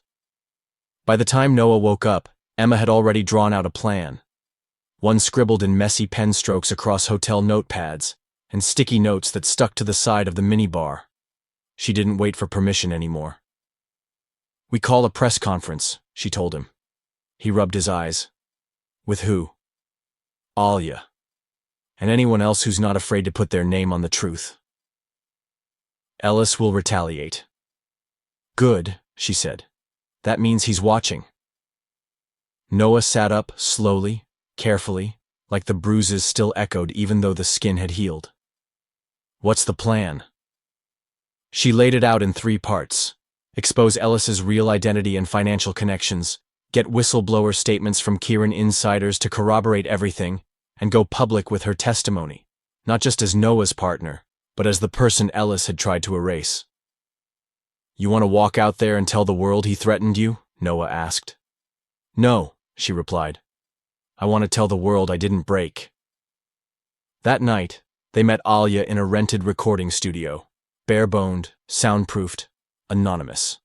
She brought a small team, just 2, both sharp-eyed and quiet, journalists who looked at Emma like she was either brave or stupid. Maybe both. The camera rolled. The lights came on. Emma spoke. She told them about the alley, about Noah, about the rise and fall and rise again. She told them about the envelopes, the photos, the message carved into the back of her life like a warning. One more move and she disappears too. "But I didn't," she said into the lens. "I moved, again and again. Because the moment you stop moving, they win."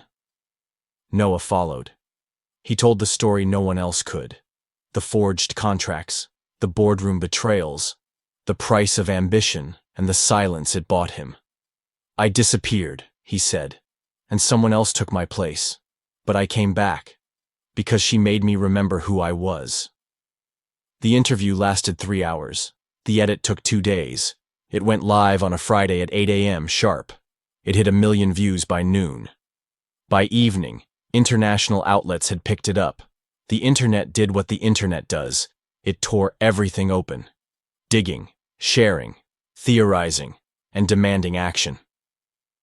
But beneath the flood of comments and headlines, Emma felt the pressure mount. They were too visible now, too loud.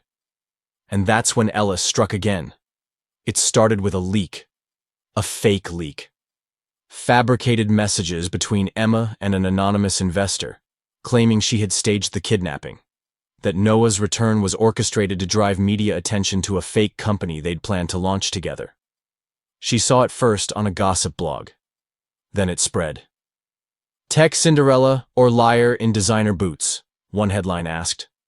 Noah was furious. "We have to respond." But Emma didn't move, just stared at the screen. Not yet.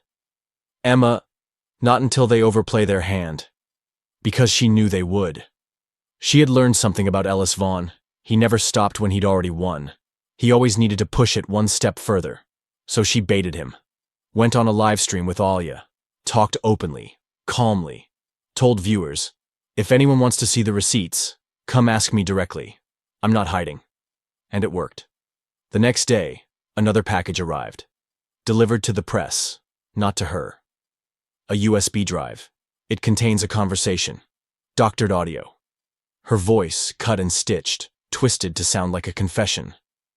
"We'll fake the threats," the voice said. "People love a good comeback story." But Alia was smarter than Ellis had accounted for. Her team ran voice analysis, matched metadata, released a report exposing the forgery within an hour of the clip going viral. Ellis's plan collapsed on itself like a dying star. That night, Noah sat beside Emma on the hotel bed, shoulders tense, staring at nothing. "It's almost over," he said. "No," Emma whispered. "It's about to begin." The next day, they received an encrypted email. No name, no signature, but the message was clear. A location, a time, one sentence. "End this in person." "It's a trap," Noah said. "Obviously," Emma replied. "Are we going?" "We have to." The address was a rooftop garden atop a corporate building downtown, technically public, but quiet, clean, and high enough above the noise to make a man like Ellis feel invincible. They arrived early, waited. At exactly 6 p.m., a man stepped out of the elevator. Expensive coat, impeccable posture, gray hair, calm eyes. "Miss Ward." "Mr. Graves." Ellis Vaughn's voice was softer than expected, like a therapist, or a man who knew he didn't need to yell to be heard. "You've made quite the mess." Emma stood her ground. "You started it." "I did," he admitted. "And now I'm offering you a way to end it. Quietly. Cleanly. Walk away. Let this all fade. I'll restore your name, Noah. Wipe the debts." "Emma, I can give you more than some sympathy story and a few thousand followers." "You want to buy us off?" Noah asked. I want to give you peace." "There's no peace built on silence," Emma said. "Not anymore." Ellis sighed, as if disappointed. "You're making this harder than it has to be." "And you made the mistake of thinking I was soft," Emma said, voice sharp. "You've watched me for months. You should know by now. I only get louder." She took out her phone, pressed play. The recorder had been running since she walked in. "You just offered bribes, threatened blackmail. It's all here." Ellis didn't flinch. "You think a recording will stop me?" "No," Noah said. "But it will bury you slowly."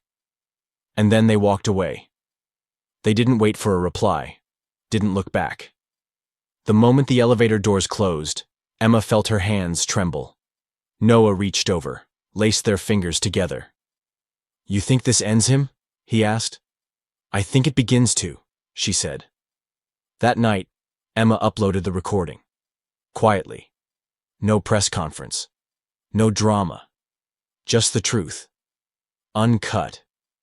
And for the first time in weeks, she didn't flinch when her phone buzzed. Because the next chapter wasn't about hiding. It was about stepping into the light, bruised, real, unbroken. The morning after they released the rooftop recording, the world didn't catch fire like Emma expected. It held its breath. The video started slow, with a few reposts and quote threads. But then came the analysis, the experts, and the screenshots of Ellis Vaughn and crisp audio offering bribes and veiled threats with the calmness of a seasoned manipulator. He didn't scream, didn't deny.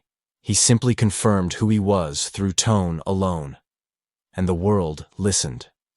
Within 24 hours, 3 major news outlets covered it. Within 48 hours, an international agency opened an inquiry into Calvarus and its shell affiliates. But the most important shift wasn't legal. It was cultural. People started talking. Former employees. Whistleblowers. Journalists who had been threatened into silence now found their voices again.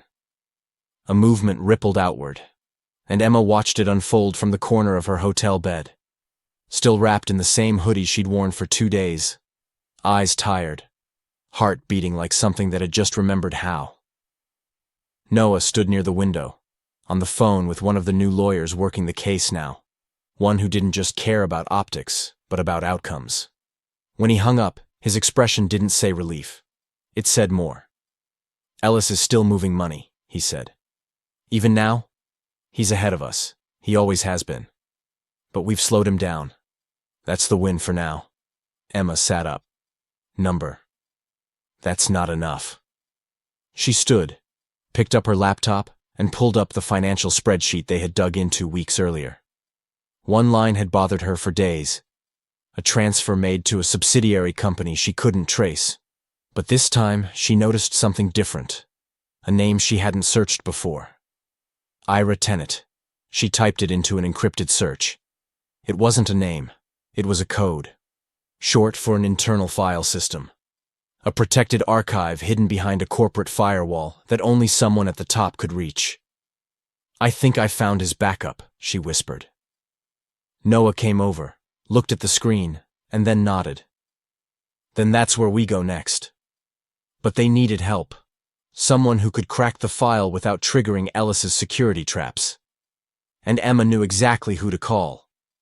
Her ex-boyfriend, Julian, wasn't someone she liked talking to. But he'd been a cybersecurity analyst long before he became a self-proclaimed minimalist DJ. She found him through a mutual friend. I'll owe you, she said when he picked up. That sounds promising, Julian replied, amused. What kind of trouble are you in? The kind that comes with threats and billionaires. He met them at a borrowed co-working space, coffee in one hand, an oversized hoodie making him look 10 years younger than he was. He listened without interrupting, then plugged in the flash drive. Okay, he said. But if I disappear mysteriously in the next 48 hours, delete my browser history. Emma smirked. Still arrogant, I see. You're still weirdly hot when you're on a mission, so this balances out. Noah coughed. Can we focus? Julian cracked his knuckles and got to work. It took 4 hours and a program that rewrote itself in real time, but he got through. What they found made Emma lean back in her chair and exhale like she'd been holding her breath for a month. Names, routes, passcodes, video files. One in particular made her stomach flip. A meeting room. Ellis is seated at the head of a long glass table, speaking to someone just out of frame. Everything is disposable, he was saying. People, stories, versions of the truth. You want to win in this world? Be the editor, not the character. Who's the other person? Noah asked. Julian shrugged. No idea. But I can trace the location. Give me a few hours. That night, Emma walked through the hotel lobby like someone waiting for something to fall from the sky. But nothing came. No new threats. No messages. Just the quiet kind of dread that builds when you realize your enemy might be quieter because he's preparing something worse. In the room, Noah sat at the edge of the bed, holding the bracelet they'd taken from the first threat. He hadn't touched it since that night. Do you think we're winning? He asked.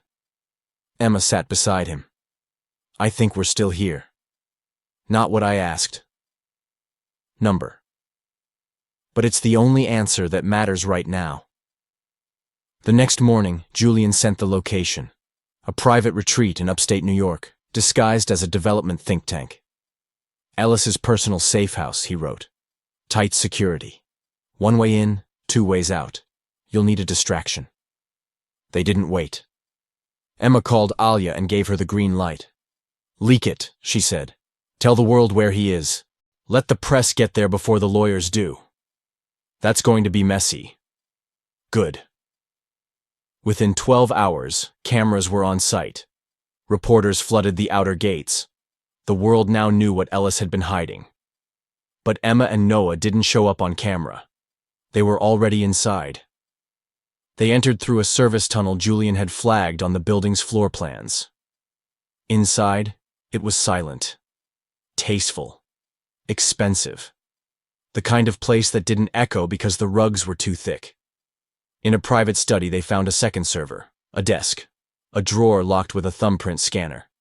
And there, on the desk, another envelope.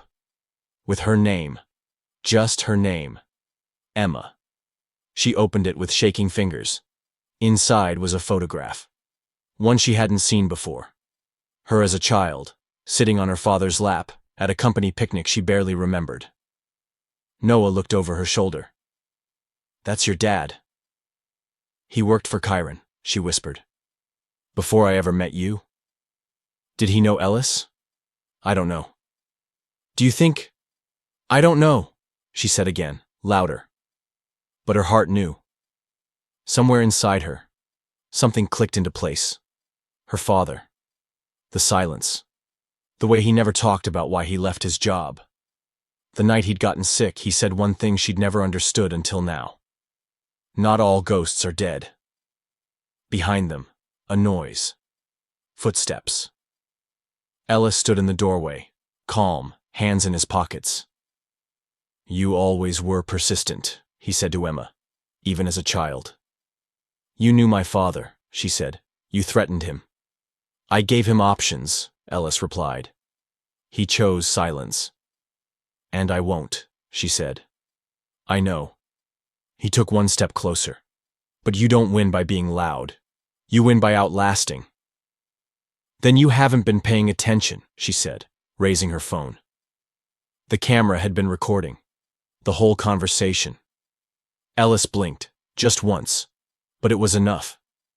Outside, the press had gone live. The authorities followed. There was no exit left that wasn't watched. "You should run," he told her. "You're still young. They'll forget you in time." "I'm not the one who's going to disappear," she said. He gave her one last look. The kind predators give when they know the hunt is over. Then turned, walked into his study, and closed the door. When the officers entered minutes later, he was gone. Escaped through a hidden passage none of them knew existed. But he had left something behind. His entire archive. The paper trail of 20 years of corruption. The fall had begun. And Emma? She had just become the most dangerous kind of person in his world. Unbreakable. The safe house was silent after Ellis vanished. His shadow burned into the corners of the room like the last breath of a storm refusing to die. Officers moved through the space carefully, collecting hard drives, ledgers, backup phones, scanning every inch of the walls for signs of his escape route. Emma stood in the center of it all with the envelope still in her hand, the photo of her father's quiet smile staring up at her like a question she had never asked out loud. Noah kept close but didn't speak. He knew better than to try and explain the weight she was carrying now. This wasn't just a takedown anymore. Not just a fight against systems and silence. It had become personal the moment her childhood was dragged into it. When they stepped out into the daylight, cameras rushed toward them. Questions flying from every angle. "How long have you been planning this? Did Ellis threaten you directly? What happens next?" But Emma didn't answer. She let Alia speak. Let the story unfold the way it was meant to, not as a spectacle, but as a reckoning. That night they returned to the hotel only to find it already surrounded. Reporters. Flashbulbs. Curious strangers. People calling Emma's name like it belonged to a revolution. Noah took her hand and led her through the back entrance. Up the service elevator. Down the quiet hall where their room still waited like a held breath. Inside, the air was still, but the feeling wasn't peace. It was something heavier, the quiet before the weight of victory sets in. She sat on the bed, pulled off her shoes, and said without looking up, "I think he knew I'd be the one to find him." Noah sat across from her. "Why?" "Because he left that photo for me. My name. No threats this time, no warnings. Just memory. Maybe that's what scared him most." "What?" "That you'd remember who you really are." She didn't respond. She didn't need to. Because in that moment, all the pieces she'd been chasing fell into place. Not just Ellis or Kyron or her father's silence, but her own story. The version of herself she'd pushed down for years. The one who didn't speak up, didn't fight back, didn't dare take up too much space. That girl was gone now. The next morning, an arrest warrant was issued for Ellis Vaughn. International, widespread. Every airport and border flagged. Anonymous sources confirmed he had fled the country, possibly to Morocco, possibly Eastern Europe. But no one knew for sure. What they did know was that his empire had begun to crumble. Companies cut ties. Associates vanished. Some were arrested. Others flipped. Within 48 hours, Kyron's interim board issued a formal statement apologizing to Noah and confirming his cooperation in the case. But Noah didn't smile when he read it. He sat by the window of the new apartment they'd rented, a small loft above a bookstore Emma had always loved, and said softly, "It doesn't bring anything back." She walked over, set a mug of coffee beside him, and leaned against the frame. "It's not supposed to. It's just supposed to make it stop hurting a little." "Does it?" She shrugged. "Not yet." That week they kept low, let the storm spin around them. They watched interviews, watched headlines change from scandal to survivor. Emma's name trended online, half the world calling her a symbol of resilience, the other half arguing whether she should have stayed quiet. She didn't answer anyone. Instead, she sat down and started writing. Not just the story they'd lived, but the story beneath it. The quiet parts, the shame, the rage, the way it felt to wake up every day knowing someone wanted you erased. She called the draft, "The Girl They Couldn't Silence." Alia promised to help publish it when it was done. Noah began building something too, a non-profit that would fund digital protections for whistleblowers and journalists. "I thought about walking away from all of it," he told Emma one night. "From tech, from the world. But maybe I just needed to build something for the right reasons this time." "Then start with honesty," she said. "No more fake names, no more old ghosts. Only the ones we bury properly," he said. And they did, one by one, in quiet ways. Noah called old contacts, testified before a closed court, gave names that had been whispered in boardrooms for years. Emma met with her mother, showed her the photo of her father, asked questions she never thought she'd be brave enough to ask. "He never wanted to tell you," her mother said, voice trembling. "He thought if you knew what they'd done to him, it would change how you saw the world." "It did," Emma replied, "but not in the way he feared." She wrote about it in the final chapter, about the quiet strength that comes not from shouting, but from refusing to be quiet when it matters most. And she wrote about Noah too. Not as a fallen billionaire or a headline, but as the man who sat on her couch burning toast the first time they met, the man who didn't flinch when she told him she was scared, the man who found a way to come back from everything he'd lost without losing her. By the end of the month, Emma got an offer from a publishing house. The story would be told in full, on her terms. Her name on the cover, her voice untouched. And yet, she still checked over her shoulder every time she left the apartment. Still hesitated when the doorbell rang. Because healing isn't immediate, it's not loud or cinematic, it's quiet, slow, real. But then one night, Noah stood in the middle of their tiny kitchen, holding something small and velvet in his hand. "I didn't know if I should wait," he said. "I don't have a big speech, just, I want to build something with you, something no one else gets to rewrite." Emma stared at the box, didn't open it yet. Just walked toward him, heart calm. "Are you asking me to marry you? I'm asking you to believe we can have a life after all this." "I already do." She opened the box, a simple ring, no diamonds, no flash, just gold, solid, quiet. She said yes, not because she needed him to save her, but because they had already saved each other, and somewhere, far from cameras and courts and stolen names, a new chapter waited. Not perfect, not easy, but theirs, Stay with me. Stay watching. Because this story isn't just mine anymore. It's all of ours. And we are nowhere near finished, Emma thought as she stepped out of the towering glass building that housed the council meetings. The early evening air pressing against her skin with a soft insistence. The city here was different. Older somehow. The buildings shouldering centuries of stories. But the heartbeat underneath was the same as it was everywhere. Hunger. Hope. The endless reaching for something better. She walked slowly down the stone steps, the badge tucked into her pocket, her heels clicking a steady rhythm against the pavement. She didn't have a driver waiting. No black car idling with tinted windows. She preferred it this way, blending into the current of people who moved through the city with tired eyes and dreams stitched into the worn hems of their coats. She stopped at a small cafe tucked between two ancient storefronts, ordered a coffee in halting French that made the barista smile kindly, and sat at a table by the window, watching the city breathe. The news alerts buzzed in her pocket, but she ignored them, choosing instead to just exist, to just be. The coffee was too strong, slightly bitter, but she drank it anyway, because it grounded her, pulled her back into her own body after days of sitting in rooms where words carried the weight of nations. Banner's absence tugged at her, a soft echo against her ribs.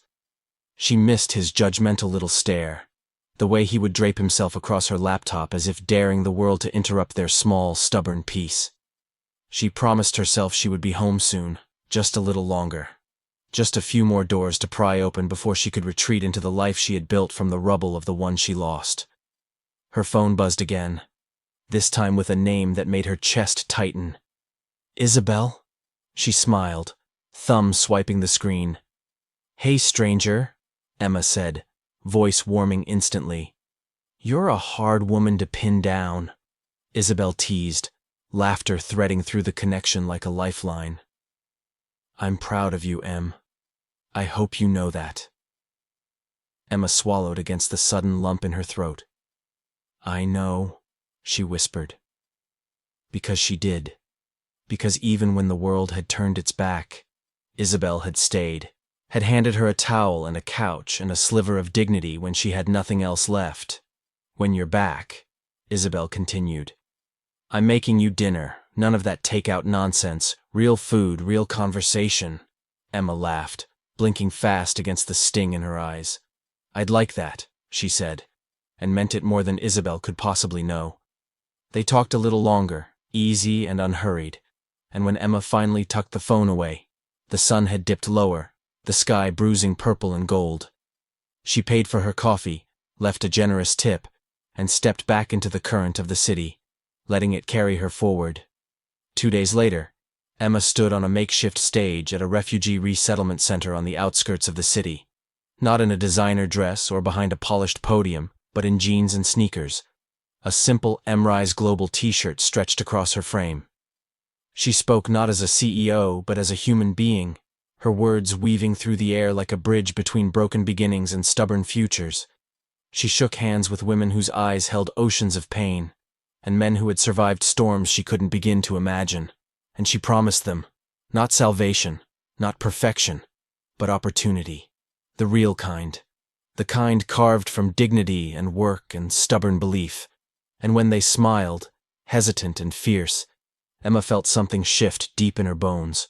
A reminder that every boardroom victory, every headline, every battle fought in polished shoes under bright lights only mattered if it translated here, into hands lifted, into lives rebuilt.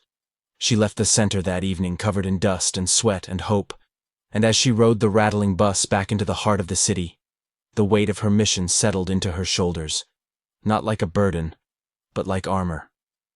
Back in her hotel room, Emma drafted a new plan, a massive expansion initiative for Emrise Global, one that would prioritize refugee employment, one that would require partnerships and funding and 1,000 stubborn battles she was already bracing to fight. She stayed up all night sketching it out, fueled by cheap coffee and the slow burn of purpose that had never left her.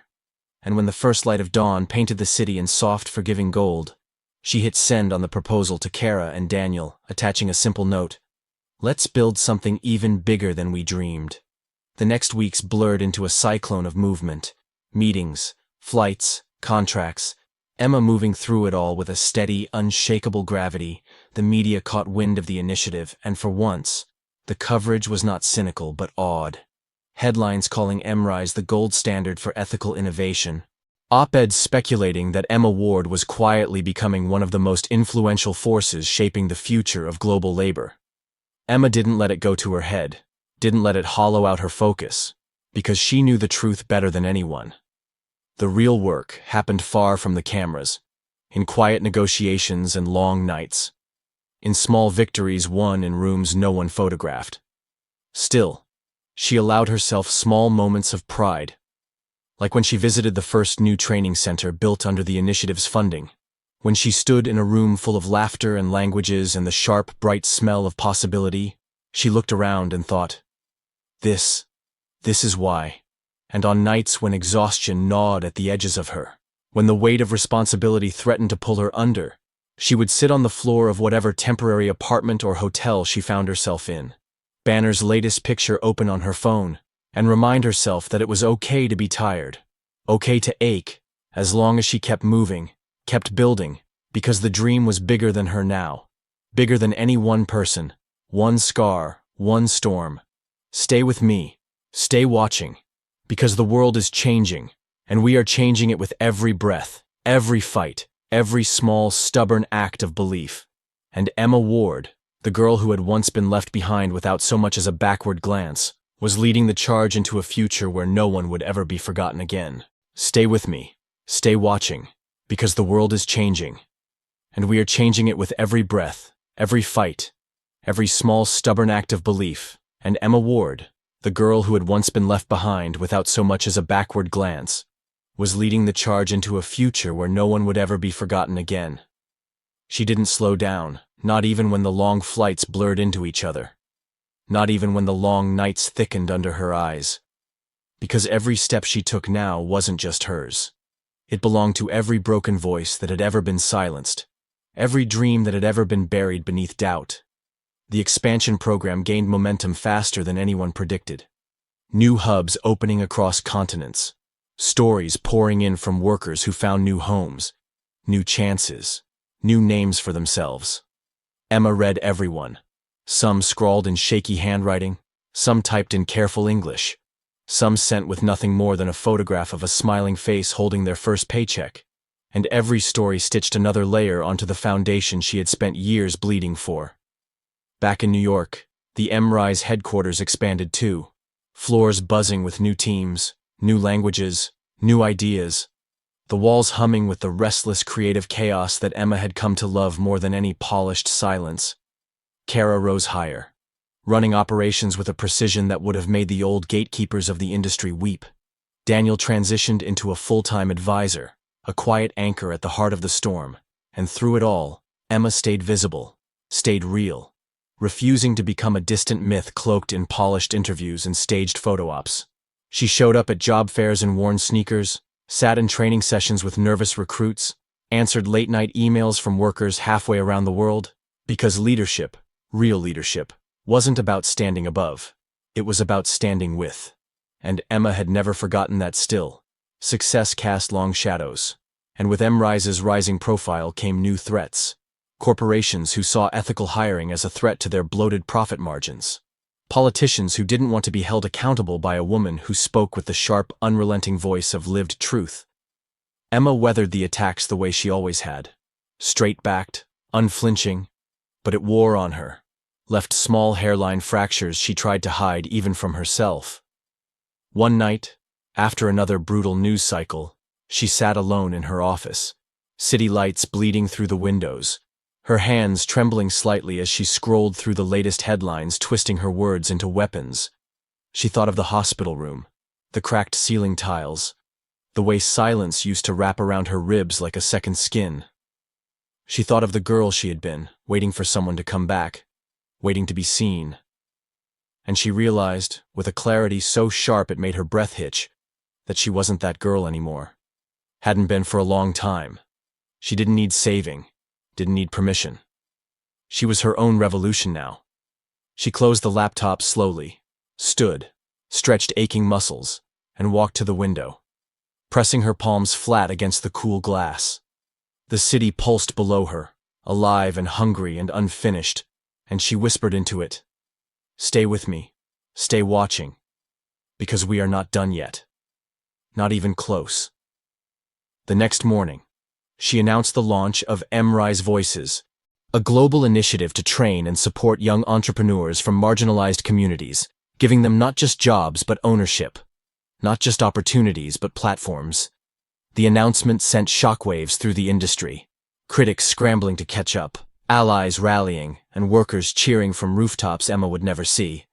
The first cohort launched 6 months later, a chaotic, beautiful collection of dreamers and builders and fighters. Emma attended the kickoff in person, standing at the back of the room watching as the new generation took the torch she had carried through fire. And for the first time in years, she allowed herself to hope. Not cautiously, not guardedly, but recklessly. Because maybe, just maybe, the future was already in good hands. Still, there was one last thing she needed to do. One last door to close before she could fully step into the next chapter. Lucas Hart's empire, battered but not broken, still loomed in the corners of her world. A reminder that the past didn't vanish just because you built something better on top of it. She didn't want revenge, not really. But she wanted closure. Wanted to look him in the eye one last time and know that she owed him nothing. Not her success, not her scars, not her story. The opportunity came unexpectedly. A charity gala in Manhattan, a swirl of velvet and champagne and ambition. Lucas was listed as a keynote donor. And when Emma's invitation arrived, she didn't hesitate. She walked into the gala wearing a dress the color of spilled ink, her hair swept back, her eyes steady. She didn't flinch when she saw him across the room. Older now, the edges sharper, the charm a little more forced. He spotted her almost immediately, froze for a fraction of a second, then smiled that same polished smile she had once mistaken for warmth. He crossed the room, cutting through the crowd like he still believed the world would part for him. "Emma," he said, voice smooth. "You look different." She smiled, a slow, small thing that didn't reach her eyes. "I am," she said simply. He studied her, searching for a weakness, a crack, but there were none left for him to find. "I've been following your work," he said. "Impressive." She tilted her head slightly. "You could have built something good too, you know," she said. "If you had ever cared more about the people than the profits." For a moment, just a breath, something flickered in his eyes. Regret, maybe. Or just the bitter taste of losing something he never understood he wanted until it was too late. "I guess we both became something after all," he said, attempting lightness. Emma stepped closer. Not threatening, not cruel, just final. "No, Lucas," she said, voice low and sure. "I became something in spite of you, not because of you." She left him standing there, the crowd swallowing him whole. And she didn't look back. Didn't need to. The past no longer had claws sharp enough to touch her.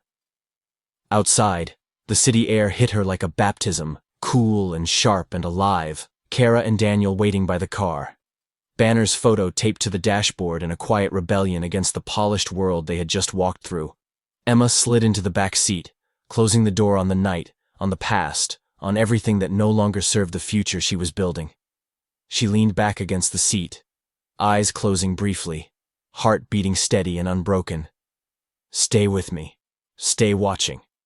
Because the ending they tried to write for me wasn't the ending I chose. Because the real story is only just beginning.